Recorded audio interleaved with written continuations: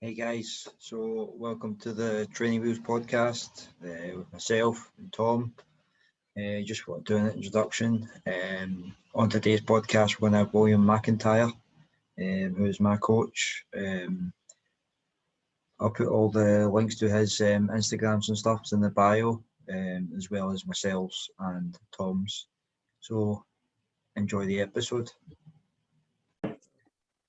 Right, that's us. Okay, awesome. Let's go.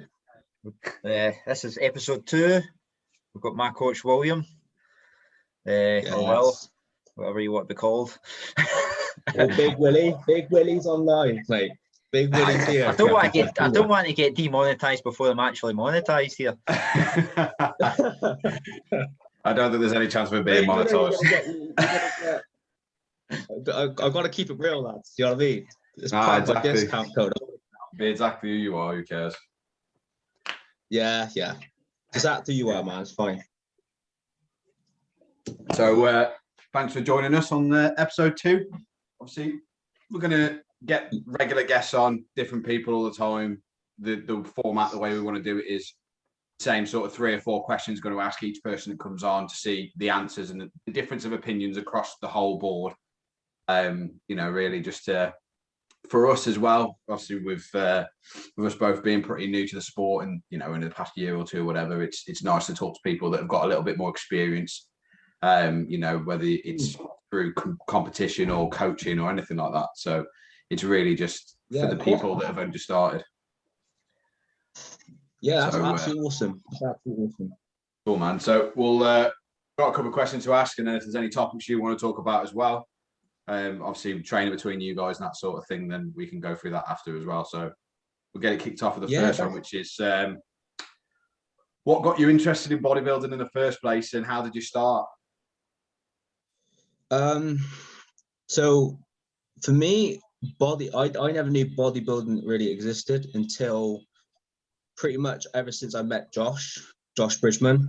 Yeah. For me, like how I managed to get into it. So I remember when I think it was in my final year of school. So I was like year 11, and we had like an opens career day.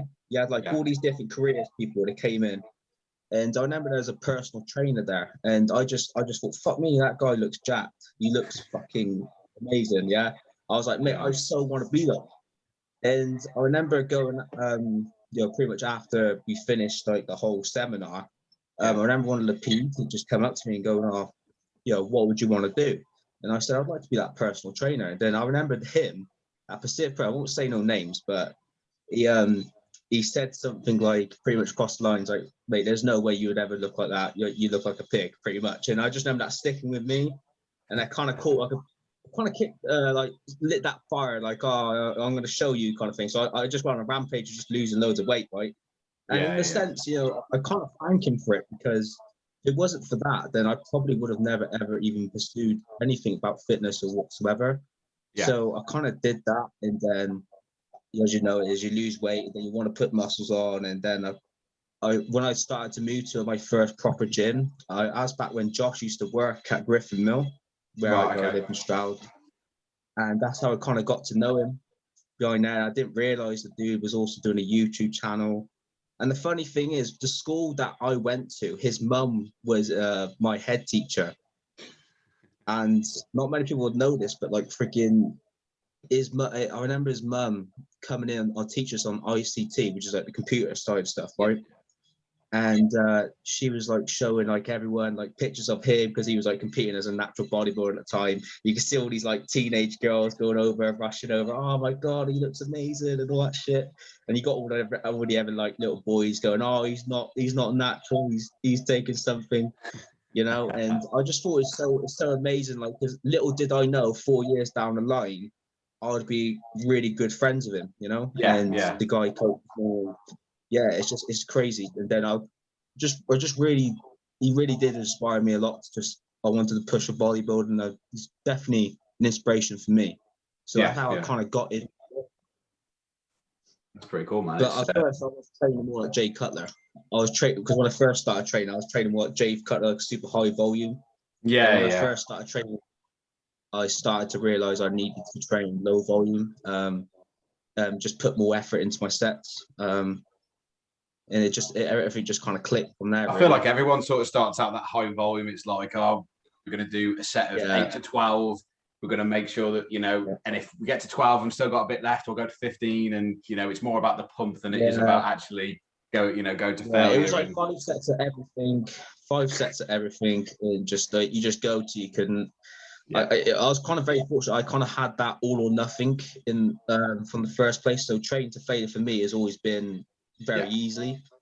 But all I had to do was just basically lower the volume, and then I started logging stuff, and then I started learning about like nutrition and macronutrients and like all this other fancy stuff when I was with Josh, and I was like, fuck me, man. I'm totally bewildered there because I was like doing everything just like willy-nilly kind of thing. And he really taught me a lot. So really taught me a lot. Sweet, man. It's I think it's probably as good a story as any as how you get started out, I guess, from school as well. Nice early age, and you've managed to sort of realise, what potential you've got and the time you've got. Unlike us two, we realised probably a little bit too late that we like the sport and enjoy it. Hey, it's never too late, bro. Never too late. Because I'll tell you a funny story. Well, not a funny story, but like friggin' there's a guy who goes to where I work at the grow room in the gym, and he's 50 years old, mate. Yeah, and his physique, he does men's physique, right? And I've trained with the dude, and he take his top off, mate, and he looks phenomenal. And he's actually got like a bad back as well. He's actually injured his back, and mate, he's working around his injuries and whatnot. He's really good for his age. And I think to myself, mate, if like you said, like you start at 30 or like mid-20s, that you got plenty of time, bro. You know what I mean? Like you can still enjoy bodybuilding. Exactly. It doesn't mean it's necessarily pro. You can be a part of it. You know what I mean? It doesn't matter. Yeah. No, I completely agree with that. Always a fun. Yeah, man. Okay, so when it comes to the volume, like you were saying, and the training style, it's like lower volume, higher intensity, but what does that look like to you? What would a basic sort of session or a program over the week look like? So for me personally, I like so I usually have like 4 at the moment. My current split is usually like it's kind of like a push, and then it's like I guess you could say a back session, then a day off, then it's delts and arms, and then legs, then day off, and then repeat. Okay. I see my philosophy on training. I feel like the best thing to have is have an open mind, because I feel like a lot of people are too married to one way, and I think that's a very bad thing when it comes to bodybuilding, because if you look at your food and your diet, the best diet is a balanced diet, right? And that's all kinds of food. So when people say about vegan and keto and all that, have all the other foods that you're missing out, the deficiencies of. And the exact same goes with training. And people say, high volume works, low volume works. Why can't you not do both? A good balance of both, So for me, I like the low volume approach when it comes to your bigger body parts. Yeah. More like isolation movements. I'll add in a third set where I'll add like a training technique. It could be a drop set, a rest pause, a cluster set, so forth. So you're getting that metabolic stress out of it. And it's usually like your body parts, like your shoulders or your smaller body parts that need to be hit frequently, like your shoulders, your calves, and your arms. Yeah. Those are some things that you want to be a bit more do like a metabolic approach to, so like your high volume kind of stuff. Yeah. So for me, I'm a big fan of like the way Patrick Tor trains, and obviously the JP style trains. Yeah. And I also like Joe Bennett and all that.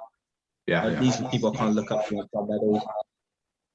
Yeah, man. It makes perfect sense, and a good balance of all the different training disciplines and styles is probably the right way to look at it. And like I say, people being married to that one. We were talking about this actually last night when we were preparing, saying about the way that Dorian talks about his training back in the day and whatever else. Yeah. To somebody that's new, that doesn't understand what he's saying, they think he's gone in and he's done one set of a row, and that's it. He's gone all out. He's put 5 plates on. He's done 10 reps and he's out. But actually, it's the build-up sets all the way up there that's what gets you started. That final set might be the final working one. But you'll probably be doing like 8 sets beforehand, You know what I mean? Exactly. So if he's like, say he's benching like 100, I don't know, like 160 kilos, he's probably starting off with 60, then bumping up to like 90, then up to 120, then up to 140, then 150, then 160, bam, go straight up, right? Yeah. He'll only count that one set that he goes to all-out failure, and people seem to mislead that. Yeah, definitely, for sure. Yeah. Okay, I'm pretty on the same sort of wavelength for that. I don't know whether you are as well, Jason. Yeah. It's all the same mindset. Obviously, you've got the way the industry's going to go is you're going to amalgamate the different styles and like hybrid styles, as they'll probably be called, because you've got to adjust it for the person rather than the goal as well. Yeah. And I'll tell you what, the people that I really feel that are really like their training so super on point is James Hollinshead's, Hunter Labrada, Ian Valier. Like those guys, when they train, like they're on the fucking ball. Like even like Ben Chow, I know he's not like a professional bodybuilder or anything, but like even now you can see like the differences in his physique now when he's actually being more his back of what he's doing. Progression's been ridiculous. Ben Chow, yes. And do you know what? Like, I feel like the problem is, like, for me, coaching as many clients as I do, and the experience like that I do have, that I've noticed that from client to client, not all of them, but I'd say a good 80% of all clients, that they'll look at a program and they think, oh, why is that not 20 sets? Why have you only put 10 working sets? Yeah. Me, like, I'd rather you have super low volume so that it teaches you how to train to failure. And not only that, every week you're able to progress in weight. Yeah. You know what I mean? Because if you're doing too much volume, then you're eating too much into your recovery, and therefore you're no longer be able to build more tissue. You're going like in a loop, and it's just not really working. Yeah, no, I can understand that. Makes good sense. Talking of Ian Valier, did anybody see Instagram post this morning? 6.5 plate aside. Mad. Fucking hell. I think he places his feet behind his knees as well, which is like ridiculous because you need your good ankle mobility to do that. Yeah, man, he's fucking crazy, and like we talk about all these strong bodybuilders over the years, but there's quite a few I think at this point in time that have got to that point where they've got to mix up these training styles, like you're saying, because you get to a point where you just can't go any further the way it's not safe to go any further. You know, like James Hollinshead can rep 5.5, 6 plates aside for fucking 10, 12, probably more than that if he wants to. And at some point, you've kind of got to think to yourself, when is enough enough? I mean, we've all seen what's happened to Ronnie Coleman after the years. And that's the reason why that Patrick Torres training is so well received for someone like him, because the guy can already, like you said, incline bench 5 plates. Why not do incline bench for 4 plates and do a cluster set? Because that's another way you can progress weight again without having to put 8 plates either side, you know? Yeah, that's I agree with that. Yeah, having that rotation, so what we were talking about, William, in the last gym rotation we had, where we implemented one leg session was hack, the other one was kind of pendulum, and just kind of you're not overloading one mechanism. Yeah. It gives you enough time, because it gives you it gives your body a chance to get adaptive, like adapt to one movement, but also gives it enough time to recover. So next time, not the next rotation, but the next rotation after that, when you come to hit it again, your body's like well adjusted to it. Your body's been more recovered and ready for it. So if you're trying to get stronger in different areas, that's only going to build you up quicker. Yeah. Than if you was just to stick to something every single time, then you'll notice you probably might hit a brick wall very sooner. You know what I mean? Which is why, like, if you take like a dumbbell incline press and you try to do that every workout, you'll notice very quickly that you're going to hit a brick wall, and you'll be like, you'll keep getting, say, 40 kilos for 7 reps, say, and you just can't get any further. Which is when it's time to switch in this next exercise and So if you used to do a dumbbell incline press and then swap it out for an incline Smith, the next session, just rotate. It gives your body enough time for to recover for that next time you do that dumbbell press again, and that progress will just keep going linear. Yeah, that's what you want. You want it like to go up like that instead of to keep like leveling off and like little cracks. You don't want just little jumps and crashes. Yeah. Which is why I think a lot of people make the mistake of they increase their weight too quick. Yeah. Sometimes progression is not always moving up weight. Sometimes it's just about making that tempo better. So if we say one rep looks like this, so for example, you unrack an incline Smith, you do a 4-second eccentric, you pause for a second at the bottom, you explode at the top. That's what I call one amazing rep, right? So that's a decent fucking rep. So if you keep all your reps like that, then yes, move up the weight. But then when I'm moving up the weight, I'd only increase 2.5 kilos or 1.5 kilos. You don't need to jump 5 kilos or 10 kilos, because you'll notice your reps will just plummet back down again, and you're going to struggle to build that back up. You start doing that again. You know what I mean? Yeah. And I think also as well, especially when people just start coming from a cut into a bulk and their weights are starting to go up, it's very easy to have that extra strength, but your joints aren't ready for it, and you just sort of piling the weight on for the sake of piling it on and hurting yourself. Things like deadlifts and rack pulls, that sort of thing. We talked about this last night. I find it personally very easy to bump that weight up, half a plate to a plate at a time as I'm going through. But then I'll get to a point where I'll stick, and then as I put it on, that's when I start getting the lower back pains, because the form's suffering, because it's just a case of that slow progression, like you're saying, adding those little bits rather than just chucking it on for the sake of it. Yeah, it's like what I was saying last night. Tom was saying about, if say I've got an 8 to 10 rep range, and I get to the 10 rep range, but I'm not happy with the form, I'll repeat that 10 rep range until I'm happy with the form before progressing any sort of up in the weight until I'm 100% happy with the form I'm getting. And don't get me wrong, like I should probably specify this as well. So if I say I give you a 6 to 10 rep range to work in, so I'm hoping that you'd pick a weight that you're going to fail within that range, right? Let's say for example, week 1 you got 7 reps with 40 kilos. Then the following week you managed to get 9 reps with the same weight. But I'll say on the 3rd week, and you got to 10, and you felt like you could do like another 2 more, then do those extra 2 more. You know what I mean? Don't leave them in the tank. It just that just confirms to me that you're now ready to move up and weight. Up to the next one. You know what I mean? We said this last night as well. Getting to the end of that set and then realizing you've still got more in the tank, going all the way, and finishing the set rather than just stopping at the 10, because that's what's written on the plan. Yeah. Because to me, if you just stop at 10, then I don't class that as a working set, because for me, that's just leaving reps in reserve. I know people are quite big on this reps reserve, 3 reps in reserve. And like for me, like, no, if you got 10, 15 sets, you can bet your ass you need to go to failure. And if you got someone there, to spot you, then yes, do 1 rep or beyond on certain sets. You know what I mean? Again, when I do my programs, I'll specify that if you got a training partner, I'll specify how many reps beyond I'd want you to go. But that's more like deep off-season stuff, when you're really trying to push stuff. So, so second question: future plans in the industry. Where do you see yourself going?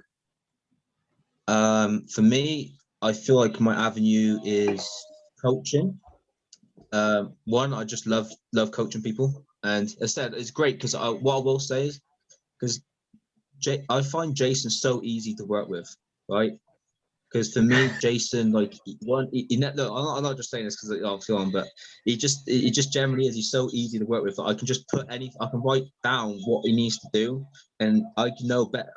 I just know in my mind that he's going to go how to do it and he doesn't question anything. And sometimes, to be fair, I don't mind. I quite like when clients do question stuff and they ask me, why are we doing this? So I can tell them, because if you get a coach and you ask them a question why they're doing it, and they don't give you a good enough, then I'll start questioning, is that coach even good enough to even be coaching you? Because they should always have an answer of doing why they're doing things.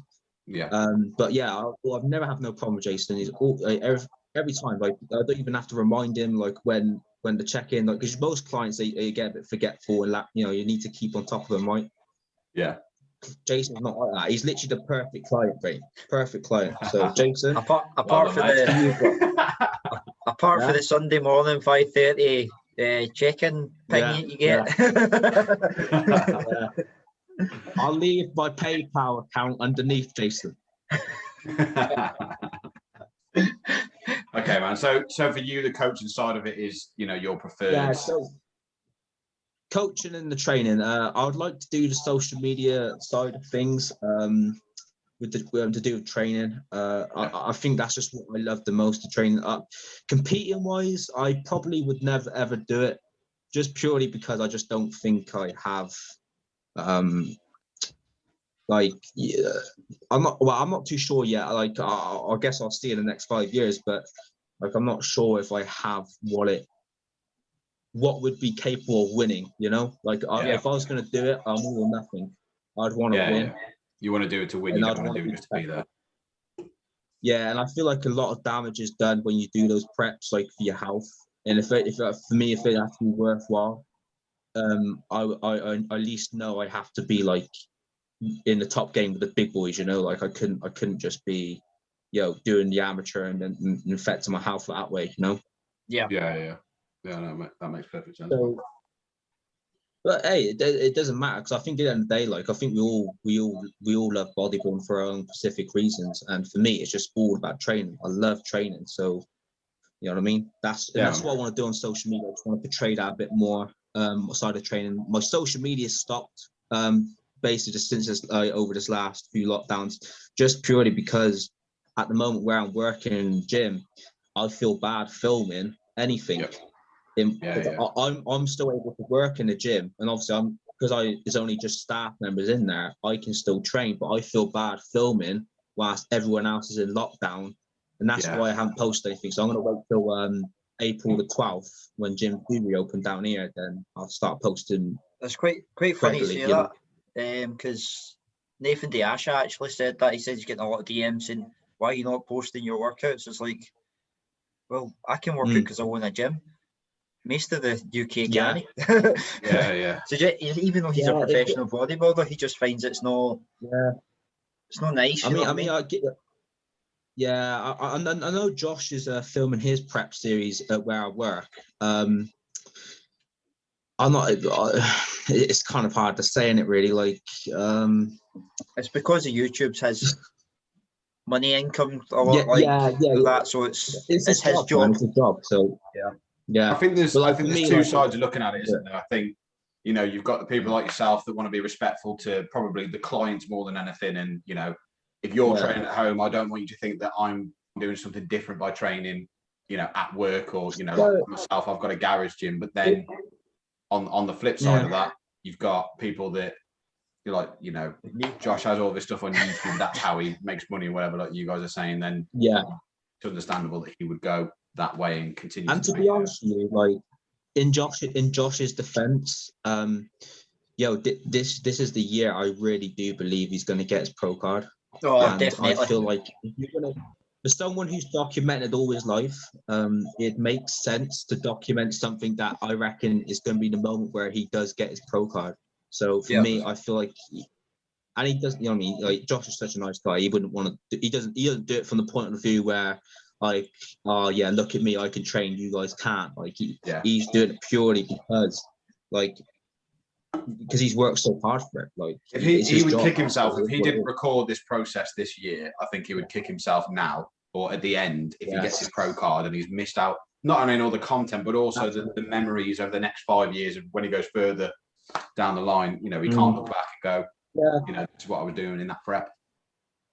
And I'm not gonna lie, like I know he's not a pro yet, but I know he will be, and he acts like a pro, and his knowledge is probably better than most of the fucking pros out there. Yeah. That if we're just speaking real, and like James Hollinshead and people like that, they're filming, still. I know they're pro, they're pros and all that, and that's their job again. I look at Josh like that. I just treat him like he's already a pro, because to me, like his knowledge is, for me, is definitely the most knowledgeable person I've ever met anyway, and talked to in person about this kind of stuff. He's so knowledgeable, man. It's ridiculous. Yeah. He makes me feel like I know 10%, bro. You know what I mean? He makes me feel instant. Yeah, it's always good when you meet someone that isn't just bullshitting for their teeth to try and sound like they know what they're on about. You know that they're talking sense because they know in depth versions of the things that you would know over the top. But I think there's quite a few like that at the moment. But then you're on the flip side, there's a few that probably speak a lot of the, like you were saying earlier about having a coach that doesn't understand the reasons why they're doing something or why they're talented to do something. They just know it as the thing to do. Well, it seems to be like Josh, because of doing things on a natural point as well. He wanted to get everything perfect, so he had to understand absolutely everything on a natural perspective before moving on, to where he's gone now, exactly. and doing cycles and things.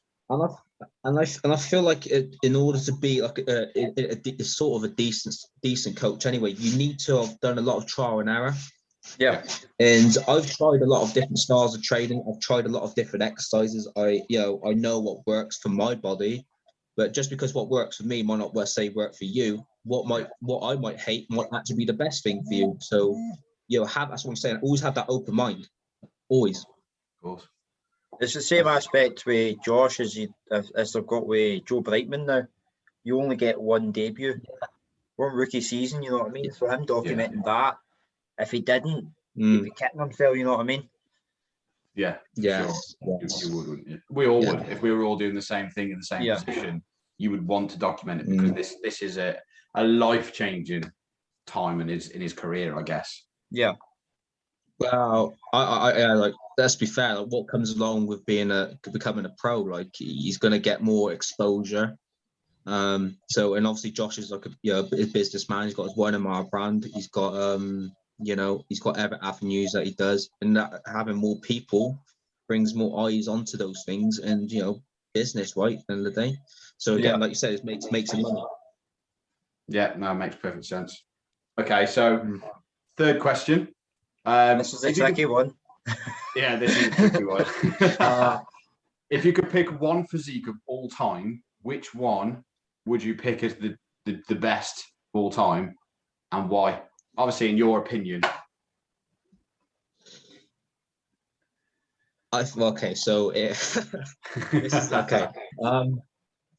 I'm just gonna put this out there because I don't want anyone to come at me, but obviously, I think Ronnie Coleman goes without saying, right? Yes, so.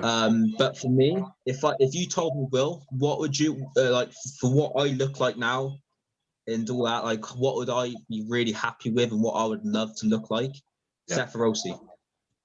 Yeah, that's a good one.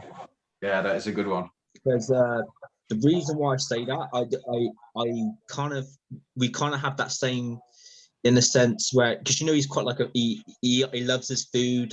He can get quite fat quite easy, quite chubby. I'm exactly the same way. I can relate to that, and I'm short in height, so 212 is probably going to be my area. And I just love it. I think his physique is just it's amazing. It's nice. Yeah, see, I never thought about Seth Rossi, but I would go. He'd be in my probably top 5, maybe even top 3, to be fair. But I said last week on the last podcast. What's your place? Sean Roden, I think, is the for me. I think because he's just that little bit different to everybody else, and I think that's the way that the Olympia should go. I feel like that's the physique that we're leaning towards now. Man. Yeah, like he's got the muscle mass, he's got the size, but he is aesthetically pleasing. His posing is perfect. His stomach is tight. He's got the proportions that I think the Olympia should lean towards, rather than this mass monster, which we spoke about last week as well. And I think as good as Rami is, some parts of him are just so big that it doesn't flow that nicely. When you look at Chris Bumstead, you could have a larger version of Chris Bumstead. It's the midsection. Yeah. If you had Chris Bumstead, but in the open, it would be like a Sean Roden style, which is, I like classic the most, but Sean Roden is probably spot on, exactly. To be fair, Dexter Jackson had a good shape. Dexter, he had a very pleasing physique. And also Victor Martinez in 2008. It was in 2007 when he won it's controversy with him and Jay Cutler, wasn't it? His shape then was. Yeah, there's been a few. I think that was 07. I think that was 07. Yeah, I think that was 07. Yeah. Because Jay won the following year, didn't he? Yeah. we were on about this the other day, that the political side of the Olympia seems to be a big topic of discussion, doesn't it? There's so many years that could have gone either way, and I know it's down to personal perception, but at the same time, some of them you do wonder to yourself, because they're like their golden boy at the time, and they don't want it to change up. It's becoming more interesting now, though, with all new faces. There's no true sort of winner over the past 4 years. There's no clear cut. They're going to stay at the top, which is nice. I do like the way it's going. Who do you reckon is going to be top 3 this year? I don't know, man. I think Rami will be top 3, just because he won this year. I think if he comes in shape again, don't know whether he'll win it. Hardy will be top. Hardy's getting there. You can't know if him top Isn't 3 he continues. retiring? I don't know. Isn't he retiring? It's not been official. He put like a post up. Yeah. Okay. I hope not. I hope he don't. I'd like to see James Hollinshead do it, but I know it's too early for him to win it. But definitely top 6 though. Yeah, I think he'll get top 6 this year, and I think missing this year to do what he's done is going to pay off perfectly for him. I think everyone who does this whole bodybuilding on the pro circuit at the moment, I reckon James Hollinshead and Hunter the Brada and Ian Valliere are the only ones, in my opinion, are literally putting everything fucking it's life or death on the line. So, I feel like it's the white pale skinned Olympian time. Brainy. Like you were saying, even though he hasn't won Olympia or really competed much in the Olympia, James Hollinshead's physique is probably one of my favourites. Yeah. I think in the next such couple of years, physique, man, it's lovely. Yeah. It's nice. Even when he was a kid, like all these 18, 19-year-old posts he's putting on recently, he's always looked good. Even when he's been in his deep off season, he's always got that sort of shape to him, hasn't he? He doesn't go like a blob like some of the guys. Look at that. Look at that last post he put up. You know what I mean? That's him peak off season, and he's still he's not got the big gut. He's still got shape, and his arms are fucking 42 inches fucking surround. And that's what I'm saying, guys. Have you seen? You need to have that. You need to have those genetics from the get go. If you're going to be pro, I don't think I don't think you could have average genetics in it and be pro. Because if you look at James Hollinshead, like you said when he was young, those are good genetics, bruv. I know, as much as those guys like to say, they didn't have the best. I'm not saying he had Phil Heath's genetics. Those are exceptional. But a lot of these guys have always been muscular in some way. Yeah, but he's always had decent genetics. So I think it's that person's got a lot more chance to get into where they need to get to, on the highest level, than someone who's got just mediocre genetics. Definitely. Because maybe someone mediocre genetics, all they could probably do is just get a pro card. And that's why you see a lot of people just get pro cards and they never compete, because they know they can't compete against the top guys. They just wanted to get a pro card, Yeah. I think that's like Callum Von Moga. People say when he got his pro card, 40 people got it the same show or whatever it was.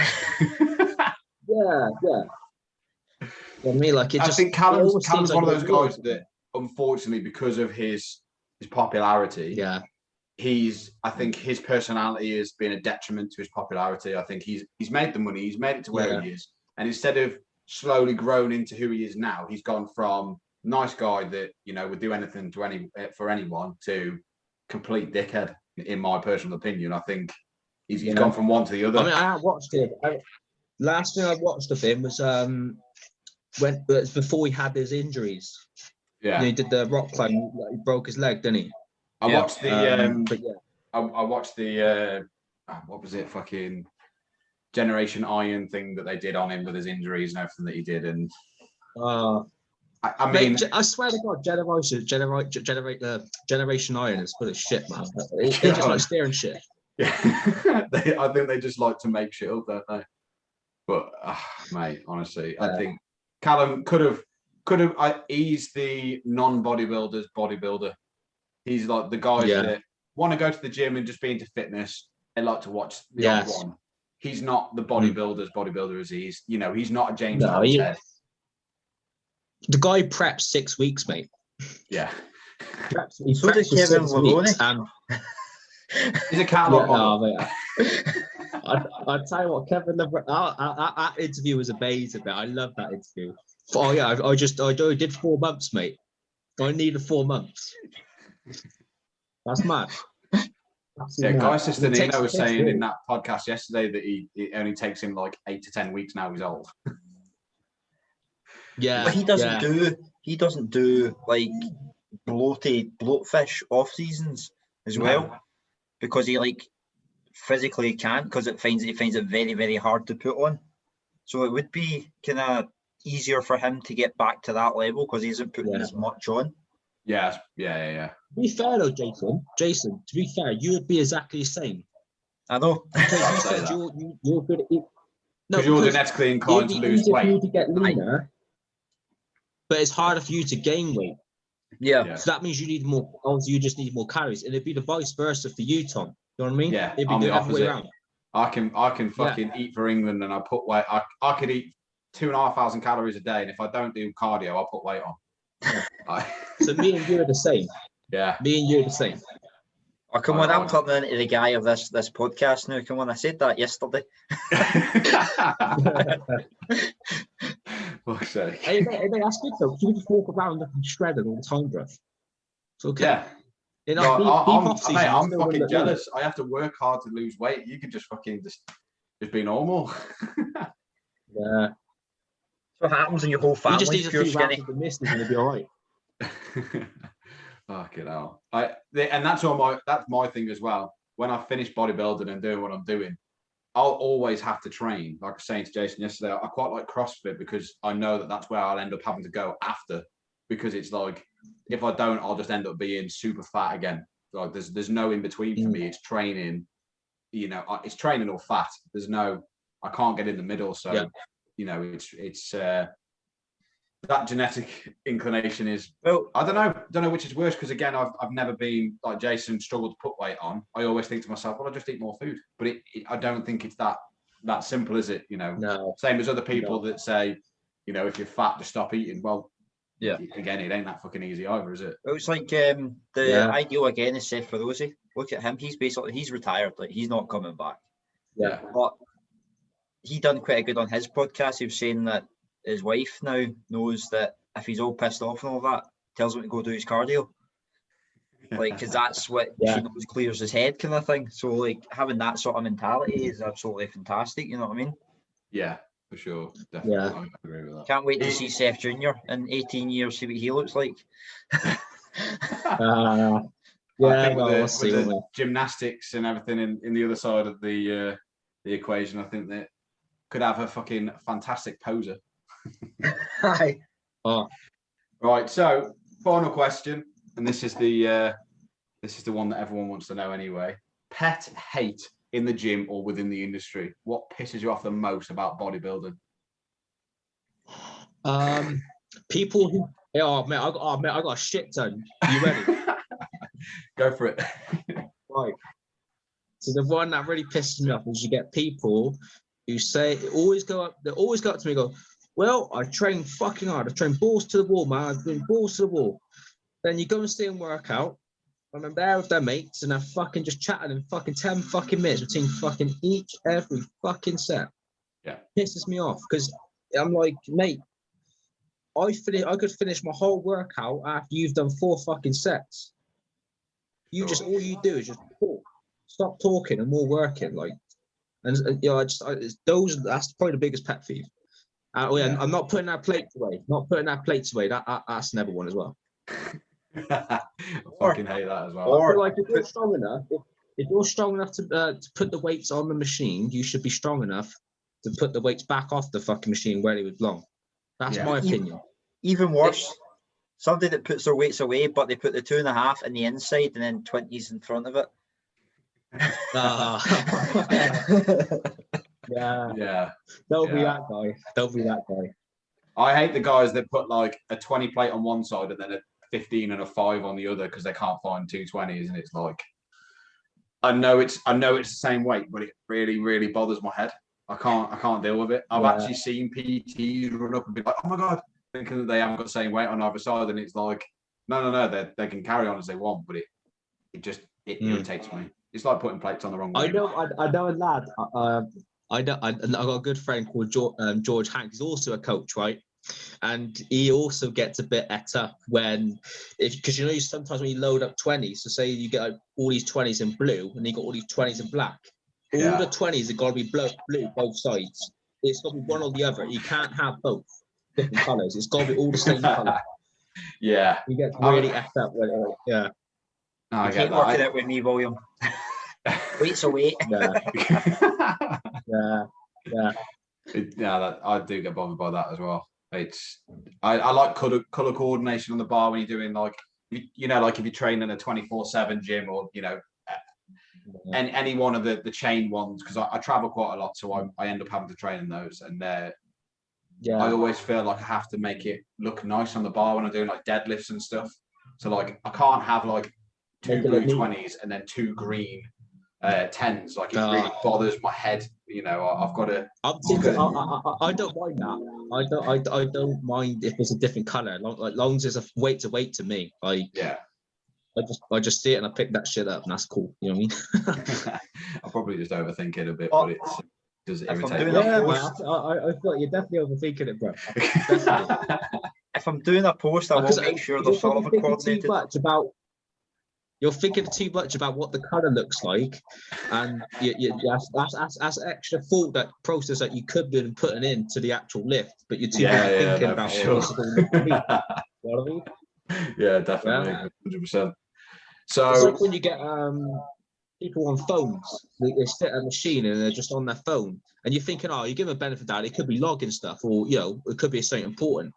Yeah. So you give them the benefit of doubt, but then it's like 20 minutes later, they're still on the same freaking machine, and they've only done 2 sets. I'm like, mate, you're hogging up the machine. Yeah, you're not actually benefiting yourself in any way. No. And to be fair, I feel like that's the problem with modern day society. I feel like everyone's trying to, they like. Actually, do you know what? I'm not going to go there, bro. I'm not. No. Don't worry about it. Go on. Cancel culture. I just don't. No. Okay, I'll do it. Okay, so, right. How can I put this? So, the best example. So I'm definitely not sexist. Okay, this is just an example. So you get girls who come in at a young age wearing all that Gymshark gear, and they're all good on TikTok and all that kind of stuff. And all they do is just do 2 or 3 sets of glute raises, and they always put the camera right on the ass, and it's just like that's all they're there for. It's everything's a fake lie nowadays. You go on social media, you scroll down on your page, you look at a woman filming a training session. Not all of them, but there's a lot of them that will just film the bum. I want to see girls shout and screaming while they pull a deadlift they shouldn't be pulling. I don't want to see the fucking ass while they're doing 10 kilos a side deadlifts for fucking 20 reps. It doesn't impress me in any way, shape, or form, man. Because what I don't get is that they're the same people who are dressed up like in really tight like leggings and all that kind of stuff, and then go up to you and go, "Oh, why are you looking at me? Look at you! You look like basically a porn star, bro. I'm going to look at you."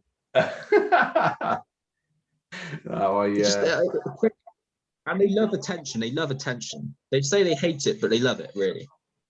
Yeah. On that similar aspect, it actually is a slight pet peeve for me when you're lining up for a kind of big lift, and then, as most gyms do, they have screens showing some sort of music channel, and you'll have something like Little Mix come on that will totally throw you off what lift you're doing. I'm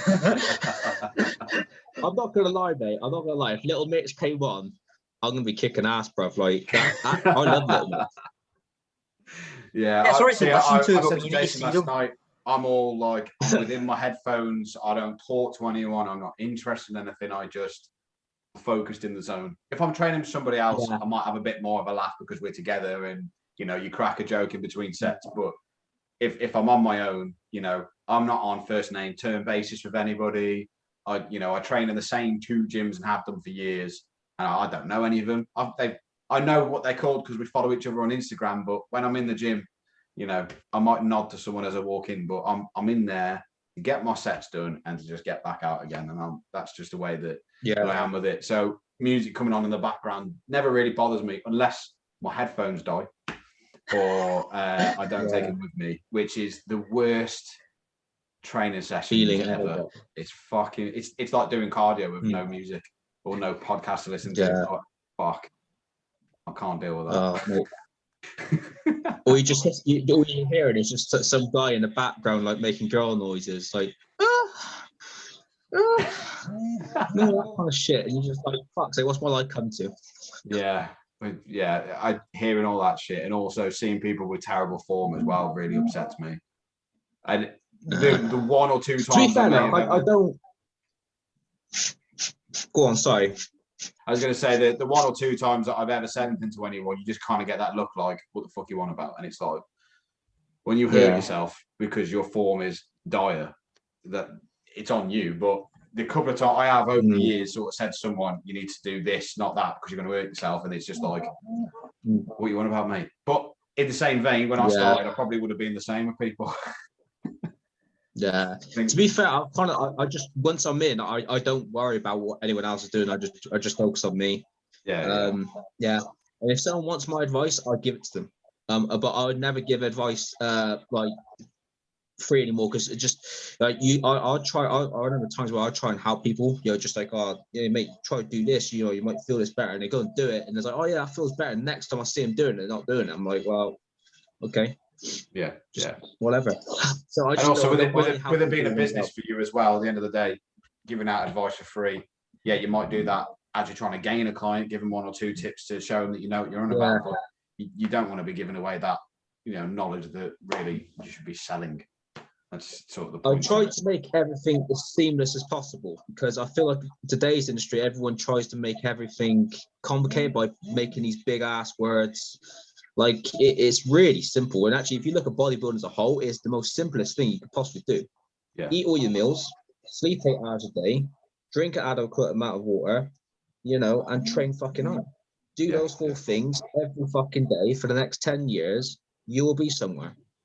Yeah, no, for sure. But like people seem to got this thing like, they took something so simple and they've complicated it. And they're like, oh, do I need to take this and do that? If I have this 20 minutes early, is this going to affect me here? Like, no. Just, you know, create a routine that you know you can do every day and adhere to. That's the best routine for you. Yeah, sure. You know what I mean? I completely agree with that. If it's not sustainable for you, it might be perfect for everybody else. But if it isn't sustainable, then it's not the right one for you. It's like, you know, I did last year with my coach, who it's on the podcast next week. We did upper lower for the entire year. So everybody else, you know, nobody follows that, or obviously getting questioned for it. Why did you do this that way? Why did you do it this way? Well, it worked. It produced results, and it, you know, it's the way it is. And you know, I think a lot of people overcomplicate, like you say, the supplement side of things, that sort of thing as well, but also the training side.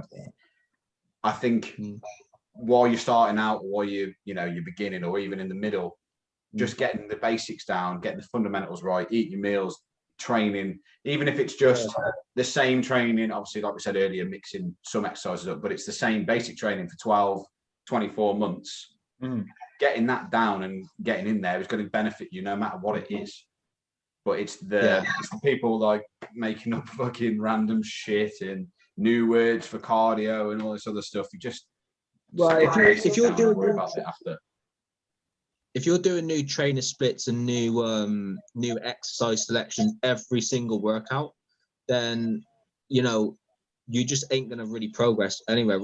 Obviously, when you first start, you're gonna make newbie gains, so you're gonna make gains regardless, right? But you're gonna hit a brick wall very quickly. And when you do, you're going to have to be a bit more smart. So that's why it's important to stick with a certain type of movements for a decent length of the time, so you can see progression in them.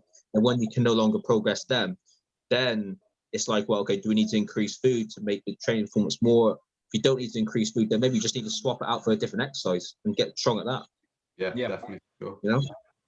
Okay. So is there any topics you want to talk about at all? Anything going on at the moment? Whether you want to chat about Jason's training, the plans moving forward, that sort of thing.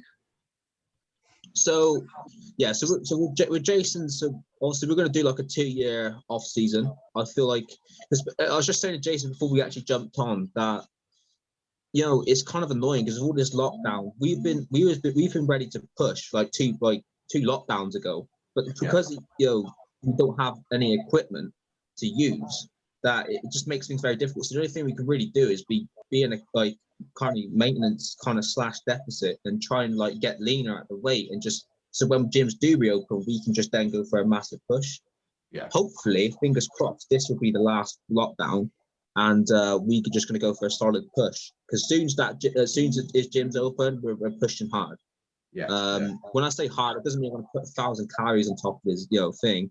I'm just going to like reverse and back up nice and slowly, and he's going to be able to eat a lot more food, and his training performance is going to be a lot better. And what I'm hoping with this training program, the way I've set it up is that he's got 10 working sets, 10 to 12 working sets per workout.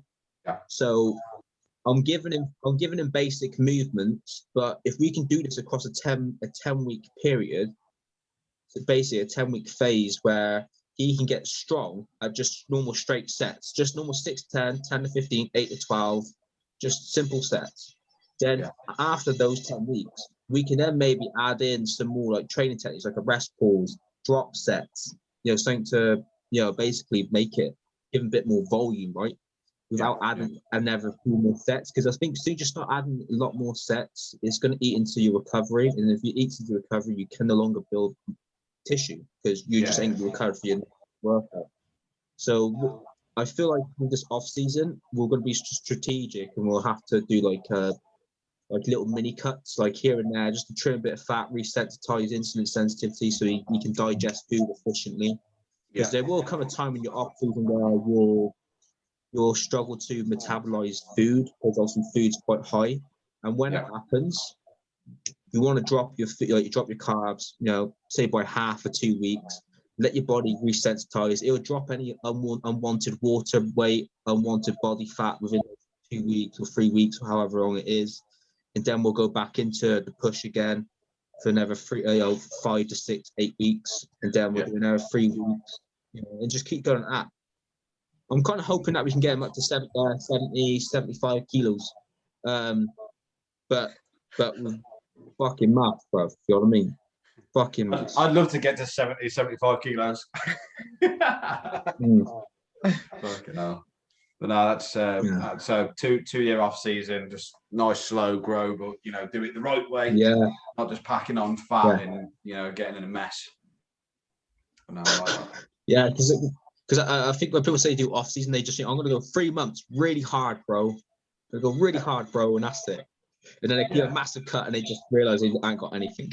So 2 years really hard is Mackie's 3 days a week. Yeah. That's and do the lean priest diet. You are? Do the lean priest diet. But it fucking worked for him, didn't it? It's crazy how he managed to get.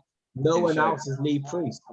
No, exactly. But talking of the lean priest diet, I think he probably is a little bit like Jason in terms of his genetics, where he finds it incredibly easy to lose that, or he did. Obviously, I don't think it'd be that easy for him now. But so having to go all out was probably the only way he could pile that weight on the way that he did. And then, kind of like Jason's genetics, where he just loses that weight, rapidly and easily, without having to put too much effort in, I guess. So it's interesting to see the difference in people.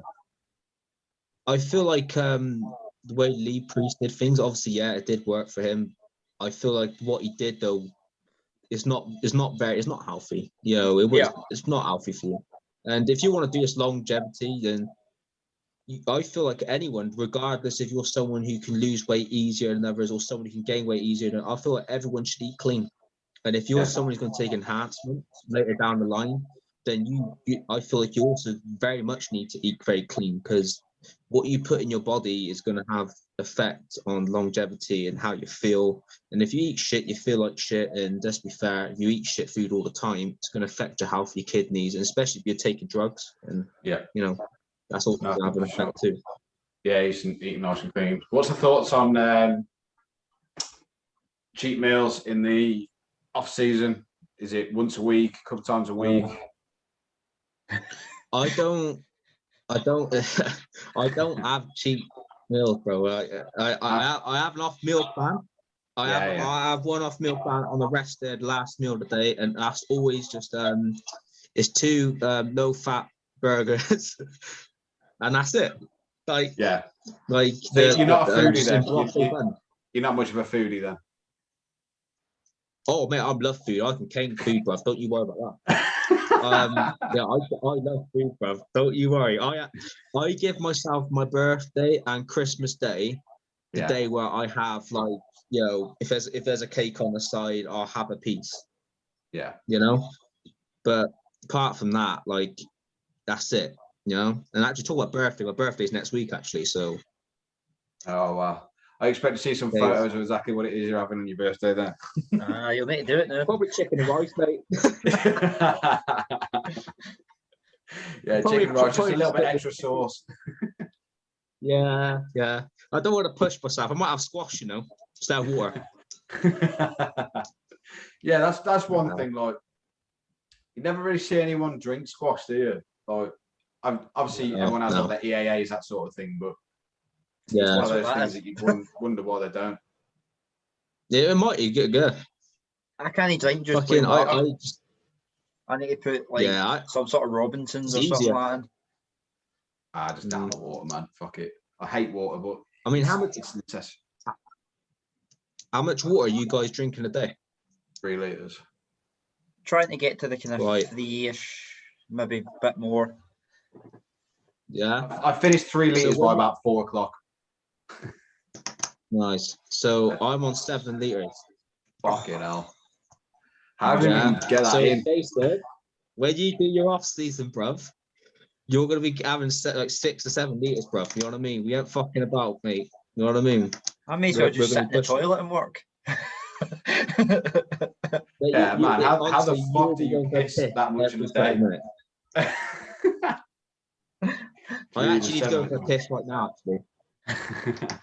Well, I've done the questions, man. I'm happy with all those answers and everything we've covered. I think we've definitely pulled on quite a few threads there, and some interesting topics that we've covered, and it's nice to hear your viewpoints on, you know, the high risk style of the train and that sort of thing, and not really blocking one thing out because you prefer this one. It's a case of understanding all of them, not just from a personal training standpoint, but also from a coaching standpoint for you as well.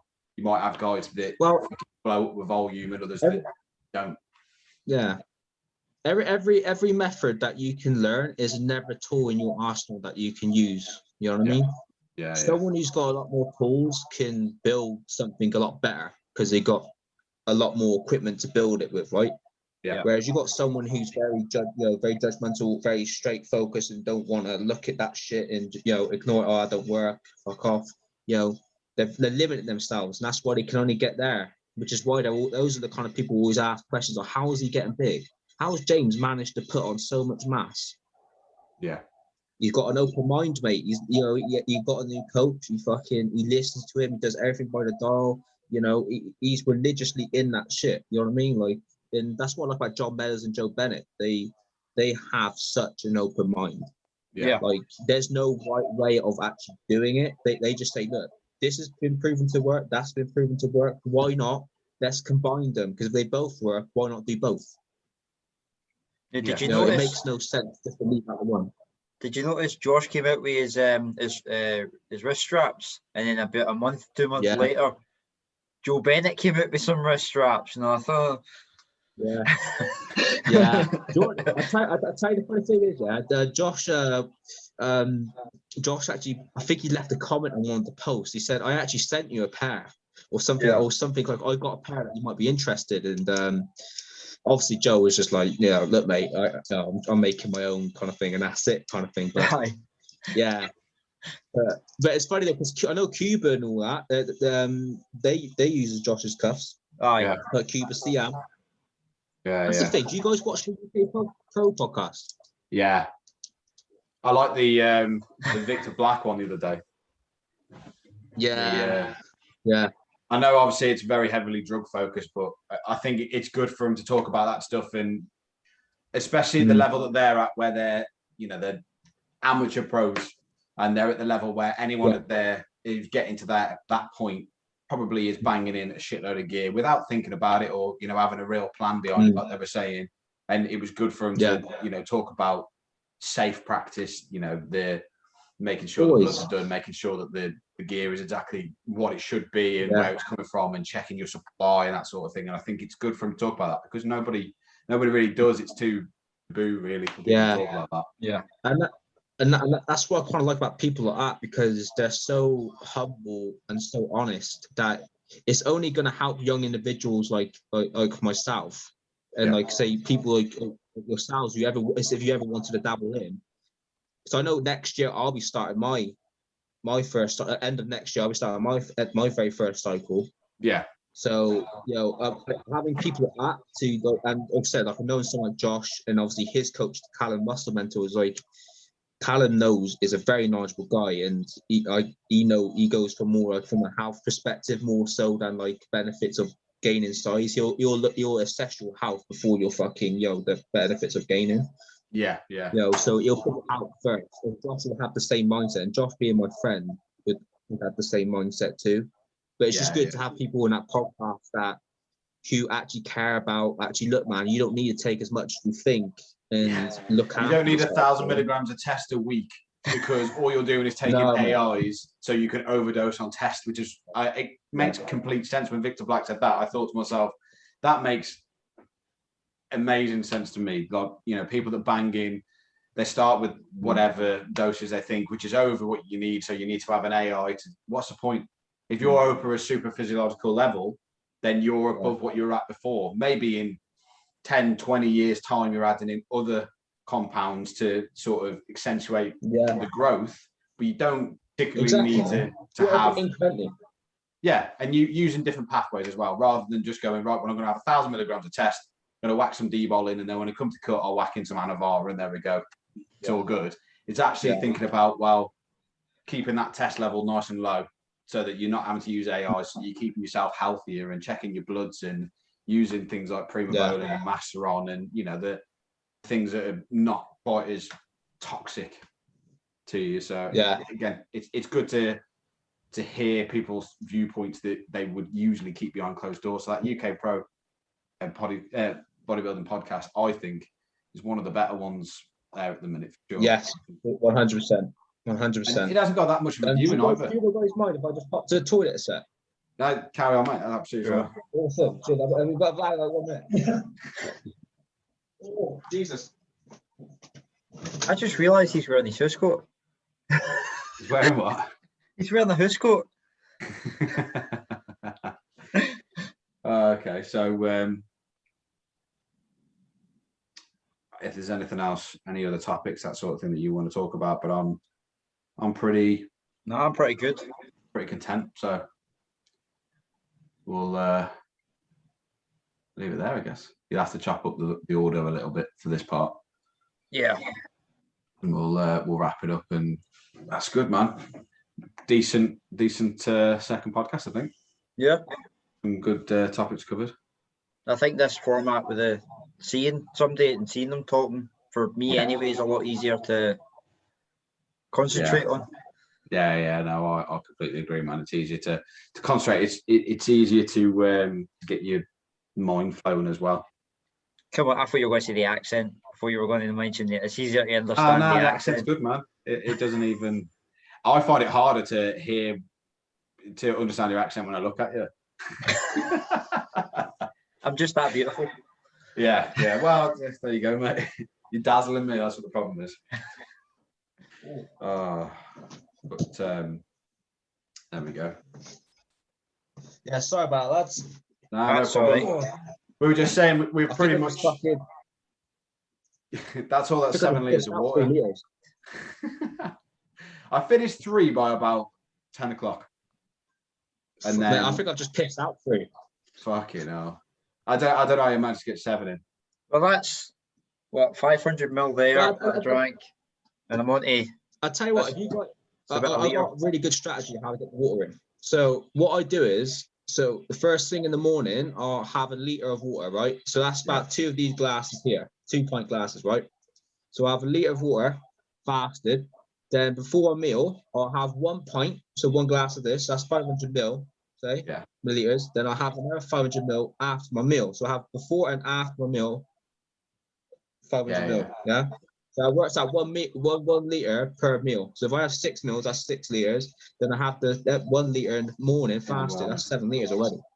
Yeah. And if you're doing your training drink, that's 1.5 liters, 8.5 liters, bro. You know, it seems a lot to You know me. what I mean? We're pissing all day long. Yeah, but the thing is, when you eat a lot of food, you want it.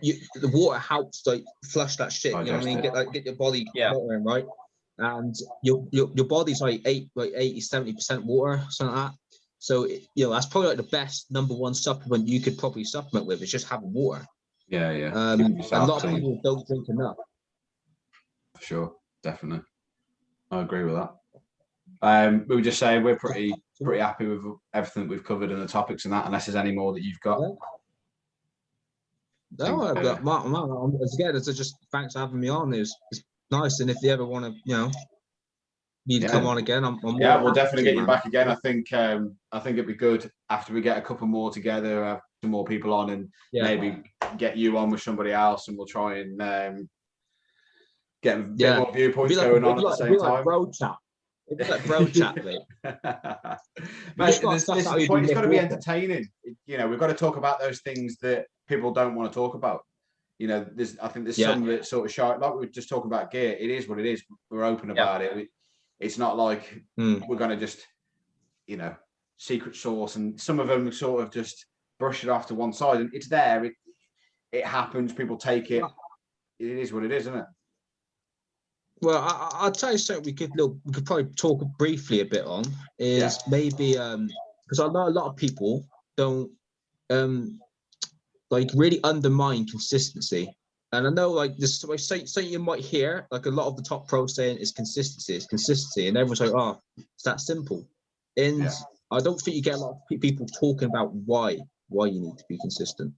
Because I feel if you try and do something for like a short period of time and you're not consistent within that, you don't see any result. And all you end up doing is just chasing yourself down, and you just go in like a massive circle all the time.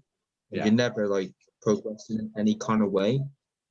So when I think what pros are saying you need to be consistent, it's basically what they're trying to say is even on your bad days, the days that you do not feel like you want to get up or eat all your meals or go train that specific body part that day, or you just don't feel right, at the end of the day, the fundamentals still need to happen. So you still need to get your meals in, you still need to get your water taken, you still need to go to bed on top, get your 8 hours sleep.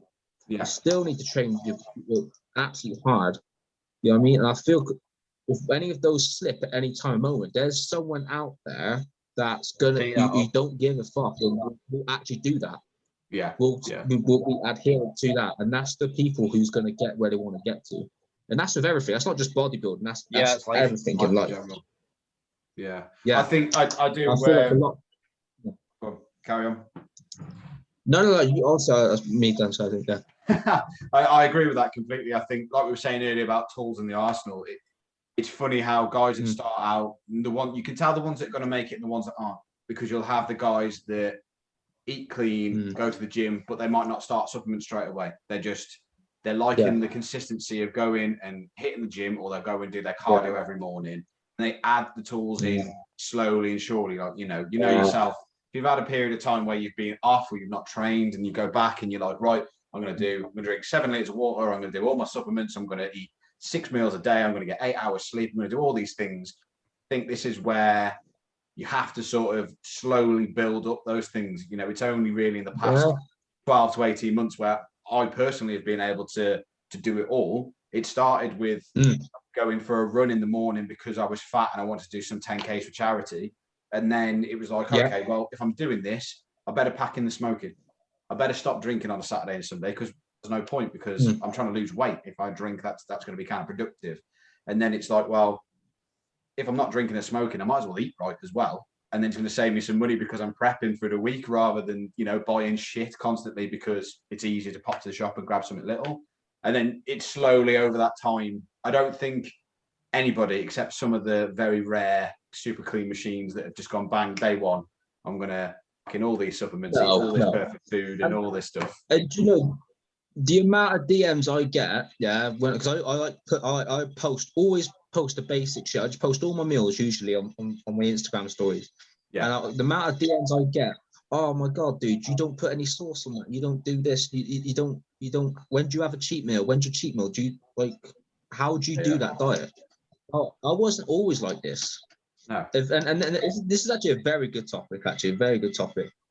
Because this is my point.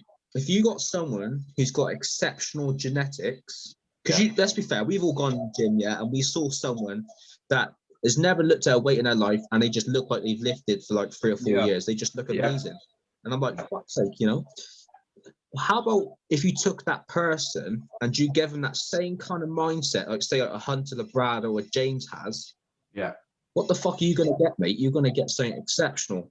Yeah. So what I'm trying to say is, someone like me who's got, I would say, average genetics, I would say that I need to nail everything in the book in order to even be the best I could ever be. Because there's no way I could be like, I've got those exceptional genetics to compete out. To even get close to that, I need to nail everything.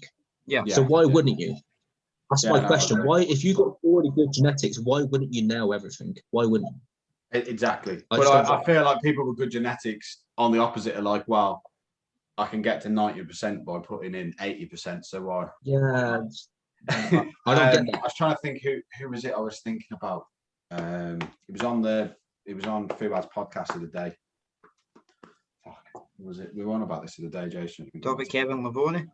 No? Yeah, Lavoni, yeah. He's a prime example. One of the guys that, from what they all say, would party for 3 months and then, maybe start getting prep and ready and whatever else. And it's like, if you live that lifestyle, you've got the money and you're happy in everything else in your life, and bodybuilding is just a part of it. Maybe that's a reason why some of them do what they do. I think if I had genetics, I'd be fucking bang on. It's their life, right? They can do what the hell they want. That's brilliant. But it just winds me up when you get people who say, I don't know why I'm not doing well, and yet they're not willing to put that effort, and yet they got the good. Regan Grimes, he got good fucking genetics, bro. I went into the lure. We'll talk about Regan Grimes. Yeah. Regan Grimes. You know what? I actually say this about Regan, and I'm not sure if you watched him on YouTube. Regan Grimes and Antoine, they're training with a guy called Mike Van Wyck. Yeah. Mate, I reckon those guys are going to level up this year. I reckon the penny's really dropped for Regan. I think that he needs. I think his training intensity's gone up more. I think a couple of years ago, but I think Luke Sando was saying something along the lines of, how the fuck is Regan so big when he trains like a pussy? And as much as that's just like an over-the-top analogy of it, Regan is a more of a volume guy, isn't he? He doesn't go for the heavy. Yeah. Well, it's still heavy to the average fucking bear, but to him, it's like he's it's not that heavy. Whereas he doesn't. Yeah. The more I see now, the more he is stepping up the weight in things and doing a little bit more than you would have seen previously. And he's been strong as well. I think he. Yeah, he's that's what I'm saying. Like, I think that's what a lot of people don't give enough credit to people, all these pros. Like, even like because you know how people say, high volumes, Jay Cutler, right? Yeah. But what people don't realize is Jay Cutler was still freaking RDLing 4 or 5 plates either side. Yeah. That's a lot of weight. Jay Cutler was already doing like 8 plates a side, 7 plates a side on a hat squat. You know what I mean? And on a Smith, on a front squat, he's still doing 5 plates. So when people say, Jay Cut's high volume, he didn't train heavy. Trust me, Jay trained heavy. Yeah, he just Jay for a made lot it of look reps. fucking easy. I mean, you imagine if he lowered his reps, how fucking strong he would have been. But then he would have ended up on the opposite, like Ronnie. And I don't. That's what I mean. Look at Jay Cutler now. He's the only person I know in this whole sport has come out of the sport looking healthy. He looks amazing, bro. Yeah. If I could look like Jay Cutler at his age, I'd even half of that. I'll be like, mate, I'll shake your hand right now. You know what I mean? Like, it's phenomenal. I feel like the best one he's done it. Jay Cutler. Jay Cutler's. I think talking about guys that have matured well, other than Dexter Jackson, who obviously is still competed until recently. Yeah. The guys that have left the sport and sort of retained some sort of decent physique, I think Jay Cutler is up there with yeah. You know, him and Seth Feroce. And I know Seth sort of goes through him and spurts Seth of up and down, but he has always maintained some sort. I mean, he's always got thin skin, regardless of whether he's fat or not. You know, you're still seeing every single fucking vein throughout his body. What's that Canadian guy? Stan. It's not Stan Atherton. Stanimal. Oh God. Huh? Is it Stanimal you're talking about? No, freaking hell. Oh Jesus Christ, I can't think of his freaking name now. He used to compete against Fuad, Canadian dude. They have a rivalry. I know who you're talking about now. The one with the forearms. I don't know. And what I know is he was known for his legs. Yeah. Jesus, it's going to come to me after this podcast. Fuck's sake. Yeah, That's pissed me off now. I do know who you're talking about. Somebody will this will know. Yeah. Somebody will listen to this and send a message and be like, oh, it's this guy. Anybody figures it out, put it in the comment section. Yeah, if anybody knows. Yeah. What's the thoughts on Fuad and trying to make a comeback as such? You know, obviously he tried it last year. His bloods weren't great for it. I think you'll see Fuad do one more. Yeah. But obviously, I think he's doing it for himself for all the right reasons, which is good.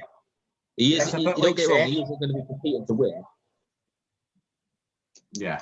Just to say he's done one more before the end, sort of thing. Yeah. So I think for him, he just wants to come in better than what he did last time in 2017. He did, despite the placing, even if he finished last, he just wants to know that he did his best and he finished the way he wanted to finish. So that last one he did, he said he buggered it up at the end, and he didn't look his best. And I think he can always take that he might not place high, but I think he'd rather know in his own mind that he looked his absolute best for that show. Yeah. And I think for him that's a win. I think he will do that because especially now with like you've got Ben in his corner, you know. Because I think when he did his last prep, he made a few. Well, not reckless choices, but he made a few choices that didn't work for his body. And it was luckily, Ben was there to kind of say, hey, man, that's a sign, you should probably back off and so forth. Yeah, and I think he won't do those kind of things again. I think it's something with Anagens, I think. It'd be interesting to see whether he does come back. And yeah, like I say, I don't think he is doing it to win. I think, like you say, he's just trying to make sure that no matter what age he's at, he did the best that he could possibly do for the final show that he's going to go in. If he wins a show and qualifies the Olympia, he'll love that. Yeah. Oh, mate, that'd be amazing. That'd be amazing. He'd have to win a show. And then he got off the stage and commentate on his own show. Commentate on the stage. Imagine he won the Fuad. Imagine he won the Fuad Classic. Oh yeah. The only judge is his mate Paul. Yeah, he only won because Ian Valle was the judge for that one. Yeah. And there's also no other competitor. Yeah, exactly. Yeah. I love how friendly the Canadian bodybuilding scene seems to be. Like, obviously, like Fuad would have been probably one of Ian's not mentors but idols coming up because Fuad was already there, and obviously they give Regan a lot of jip kind of thing, but it's more banter-ish kind of. Yeah, I think that's because the logos are so similar between the RG and the Star stuff. Yeah. In some of the earlier podcasts, I listened to it, and Fuad was talking to Luke about, there's another guy I really respect him, but his brand and his marketing is very similar to mine, and it seems quite obvious that it's a copy or it's been influenced by mine. And he said, I don't want to say anything, but it also bothers me a lot, and I can't see anything else. Any other branding they're quite close, aren't they? The logos are similar. I know one's now 3D and the other's not, but they weren't to begin with. So yeah. Well, that's the thing. Once you notice something's good has happened for someone, everyone tries to jump on the train and do what that person doing, and you can't blame them for it because if it's what's working, it's what's working. Right? So yeah, for sure. At the end of the day, we're all in the industry to do well or whatever, And if, like I said, we all love training, we all love bodybuilding as it is, and if we can make money on the side doing what we love, then that's a bonus, right? Of course, it is 100%. I mean, because I'm under the analogy, if you can have a job that you love doing and you're truly passionate, it's never work. I'm still yet to get out of my bed now, and like even on my other job, when I work at a gym, I never get out of the bed thinking, oh fuck's sake, I've got to do this shift today. I just, for me, I don't feel at work. I'm just like, sick, let's go to work. I mean, I don't even stay work. I go to the gym and that's it. Yeah. Hopefully one day I'll get to that point myself. Yeah, both of us are kind of going through that transition thing now. What jobs are you guys doing at the moment? So I know, Jason, you do a night shift job, don't you? No, it's day shift, but it's in a care home for older people. Oh, is it? Okay. Yeah. So is that Hmm? No, go on. Sorry, go on. Aye, so that's like 8 a.m. to 8 p.m. 12-hour shifts. That's quite 12-hour shift. Yeah. So like 4 times, how many times a week is that? 3. It's quite 3 times grueling job that. I've done, I did, at one point I worked in a recycling yard, 5 12-hour shifts a week, and that was fucking, that was soul destroying as well. You're on your feet and it's heavy lifting too, which I wasn't particularly fit at that point, so it was just fucking vile. So I can understand 3 12-hour shifts can't be the easiest, especially while we're trying to eat and get all the food in and everything that we do. I still get to the gym after the shift. Exactly. Yeah, he knows, mate. There's no sacrifice without regret, bro. Exactly. But I will say, with the stress involved in the job I'm currently doing, the gym has been a lot better for stress relief. Yeah. I can understand that. Yeah. I mean, even for me, like freaking, like obviously, it being my actual job, everything's stress-free. Like I don't really stress anymore about anything, which is brilliant because I noticed with all my other jobs, they're always, like you said, like you always have to try and cram your meals in. One job, my last job, I had to try and because you only did one lunch break, right? And you never had like a little mini break before that. So I used to have to go to the toilet and get my meal and take my meal with me and fucking eat in the fucking toilet, bro. Come out. That do what you do, mate. That was it, yeah, of course, man. But I work in sales. I'm like an area sales manager, so I travel. I was talking to Jason about this last night. I travel pretty much all over the country, but at the moment, my main area is the southeast of England, and I do South Wales as well. Just it's industrial, like electric motors and gearboxes and stuff. And I find that also because of COVID, I'm in the office, so it's not too hard because there's a fridge there and I can eat while I'm at the desk and do what I'm doing. But when I'm out on the road, I find because I stay in hotels quite a lot, it's difficult for me. So I can take a day's worth of food.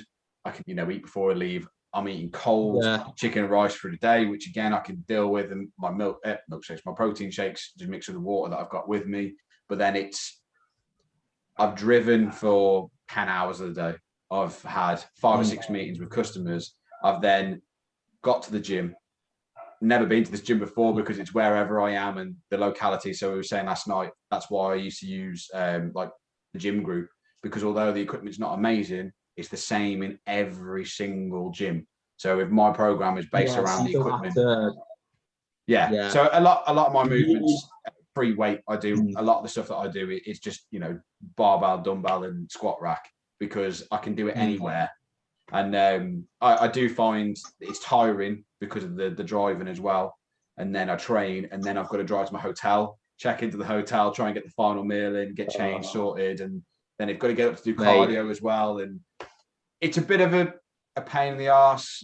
But then day two. I'll tell you what though, this is the thing that tells me a lot that you're hugely dedicated, because I know a lot of people who are in so much better position, like in terms of convenience, and all that kind of stuff, to nail everything. And man, they couldn't even nail half of what you just listed. So exactly. So and that's where the commitment comes from. So my future progression, I mean, me personally, I'm just at the moment doing my level 2 and level 3 personal training qualification, well, level 3 personal training, whatever. And then, you know, I want to do online coaching on the side, build up some sort of customer base, and then look in the future of moving into that full time, you know, like you are. Yeah. I don't mind working at a gym, even if it's cleaning the toilets, because that's my happy place. If it means that I can be in that, then, but you know, it's just I earn a decent amount of money doing what I'm doing. So for me to make the transition, because obviously I've got a house and whatever else, and kids, I can't just go, well, today I'm going to change my job, and it's half the money. You can't just stop and like say no. Yeah. So unfortunately for me, it's not a case of, you know, I'm younger and I can either move with my parents or somebody else to help support me. It's a case of I can only move when I'm at the level that I can go, right, I'm going to make as much, if not a little bit more money than I am right now, and the convenience factor and that sort of thing. So probably going to be a couple of years until I can be at that point, by which point, hopefully I'm at the, you know, got a physique that I'm happy with, which again, like you said, the experience of training, that sort of thing is only going to grow my knowledge when it comes to coaching people and things anyway. So I'm easy, man. Like you're like, what you got going on here with this podcast is, you're 2 years down the line, man. You know, you're gonna do very well, because like I was saying to Jason earlier before we jumped on, that pretty much I watched the first episode, but I can tell the relationship between you two, it just works, right? Because you just bounce off each other. Where you get some podcasts and they're like, it's kind of pause, stop, everyone stutters, no one knows what to say, kind of thing, and everything feels awkward, it don't feel right. Yeah. Whereas if you got doing that, we're just chatting normally, it works out perfectly fine. And I think that's what people kind of like. And I feel like that's only going to help you with your bringing your personality out, so people get to know you as a person and Jason. So if you want to do coaching down the line, people know what they're getting themselves into and who they're dealing with, because they can see you right here, right? And they listen to you. They can listen to the podcast. They can see the Instagram videos and stories and all that sort of thing, and understand the person before they, you know, it's not like I'm a face behind a picture and I just send a program out and they don't hear from me. They can actually understand who I am. But it benefits me that my job is to actually go and speak to people all the time. So for me, this seems sort of half natural. Yeah, it's easier. Yeah. Do you not find it funny, I'm not gonna lie, like, that go on, Jason. now you're talking about, like, obviously you get the coaching. A lot of people with online coaching will pick somebody who has the physique that they like. Yeah. But the likes of, as you're saying, William, Peter, and other big coaches in bodybuilding don't necessarily. Hanny Rumbold. Yeah. It's like they're not huge mass monsters. Yeah. Hanny Rumbold, he don't look like a bodybuilder, does he? But look at the bloody athletes he's created. Same with freaking the one he coached, Ronnie Coleman. What's his name? Oh, yeah. I know you're on about the one on Metroflex. Yeah, it's like but in this game nowadays, it's you're looking for the physique rather than the actual knowledge. Whereas these pros are looking at knowledge, not the physique, sort of thing. And it's like I stated earlier, how many times have you gone in the gym and you know there's someone who's gone in and has never lifted a weight in their life but look like they've lifted for 5 years? That's what you're up against. But people who are like that know that they look good naturally without even doing anything, because it's just their genetic makeup, right? Then they'll go out and preach bad information. And unfortunately, people see their physique and think, oh, he must know what he's on about. And they listen to the bad information, and that's how it escalates. Whereas you've got someone over here who's passionate about it, is trialed and errored it, and took average genetics and made them good. Those are the ones you want to listen to. That's why John Meadows is exceptional, because he took what you would call average genetics and made him good enough to turn pro.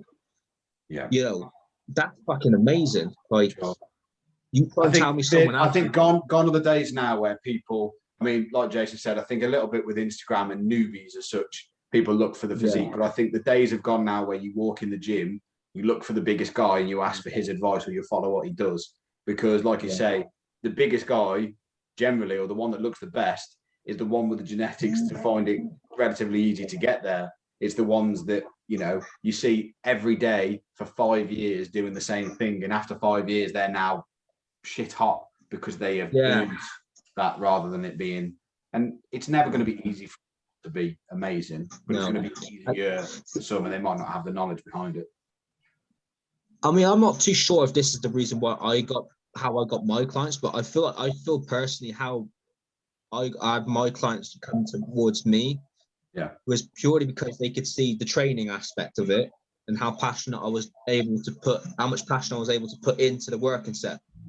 And I think people kind of like the fact that, oh shit, this kid trains hard, so he must know what he's on about, you know, because he lives for it. So I kind of give that off, you know, and I know a few other people like that too, like George Hanks. And like I said, I got mate Ethan Harris, you know, he gives it everything he got, you know, and to be fair, his advice, I would actually shout out Ethan here right now. I'm George. If you want someone to come on your podcast and like talk about, you know, the gear kind of things, because they're quite young, they're the same age as me. Yeah. You know, so we're all 20 years old, and freaking we all got the same fucking, but their knowledge on gear is because they're both on it, right? On enhancement, so they know a bit more. I think that'd be something really cool if you guys could put on your podcast, because I don't know that kind of stuff, you know. No, but because they're at that stage where they only just started a cycle, so they could be someone that quite interesting to talk to, someone who's just started and can tell you, you know, what it's like, kind of thing. Yeah, well, their thoughts behind the first cycle and the effects and whatever. I feel like if you talk to someone that's been on for 10 years, their thoughts on it's going to be very different to someone that has only just started, and you know the feelings behind it as well. They're probably numb to it at that point, whereas the new guys, I think it'd be interesting to. And this is the good thing as well, because with Ethan, he's coached by Josh, so you know what he's preaching is going to be very much basically what Josh is a big advocate of. And same with George. George gets coached by a guy called Joe Ballinger, who's also a big fitness influencer, but he's obviously going to go for his pro card this year. In fact, he's actually coached by Patrick Tor. And he's going for his pro card this year. And Joe Ballinger's like 75,000 followers, something like that. But I'll have to check him out. Freaking, so he's coached by him. So, and their knowledge is dog's bollocks. Really good, really good. Yeah, definitely be good to hook up with those guys and have a chat with them. And you know, like we said, we'd like to really have somebody different, or you know, repeat guests as well, but each week, because that's what we're about. You know, extracting these little tidbits of knowledge, not just for people listening, but for us too. It's nice to get these little viewpoints and different things, and you know, different ways of. I know, like I said, like what works for me might not work for you, but could work for someone else. Someone could take the good parts of what I said and took good parts of what someone else has said, combine the two and utilize it, and it makes them overall better. That's the whole goal of it. That's why this whole bodybuilding, you know, the Fuad's podcast and UK podcast and all that, that's why it's so good. And like what you're trying to do, because you're trying to give everyone a chance to say what's worked for them and how they got there. Then it's up to the viewers or listening, whether they want to take that information on board, apply it to themselves, and if it doesn't work, it doesn't work. They forget about it, and if it works, they keep it in and they roll with it. And I think this format for this, and this is the reason why we've done it, is because all the other podcasts are pros talking to pros, rather than we're like, and this is why we call it training wheels, because we're not pros, we're nothing like it. We're a couple of years into training and enjoying it for what it is. And it's about talking to people within the same industry, whether they're pros, coaches, whatever it is, or just people that have competed over the years and have got experience in that, to get a basic understanding. We're asking the questions that the other guys and some of the other podcasts won't ask, because to them it's just general common knowledge. It's not it's not really a consideration, because that's what everybody does and you do it all the time, and they would understand why, whereas there might be things that we don't understand that we want to know. And I know that I feel like when you're a pro, you end up talking more about drugs, the drug side of things. Yeah. Because they think that audience they're talking to is more like high level, mediocre, amateur level, who's basically taking enhancements already. Yeah. So I feel like when you got someone, like you said, you're both naturals. So when you got someone on that kind of mindset, you're gonna be thinking about you're gonna have a lot of other people who's also naturals want to know like the fundamentals. And I think it's very important to understand the fundamentals if we even go taking the enhancement route. Yeah, definitely for sure. Okay, well, I'm pretty happy with that, guys. Yeah. That's solid one. I've got to go and get my my next meal in, so I've got to get my first Yeah, meal in. man. I appreciate it. Well, thanks for coming on, mate, and Awesome. I'm sure we'll catch up again at some point soon. Yeah, anytime, man. Anytime. It's been a pleasure. Thank you for having me on. Sweet. Thanks very much. Cheers, guys. Right, cheers, guys. Right, take care, guys. Yeah.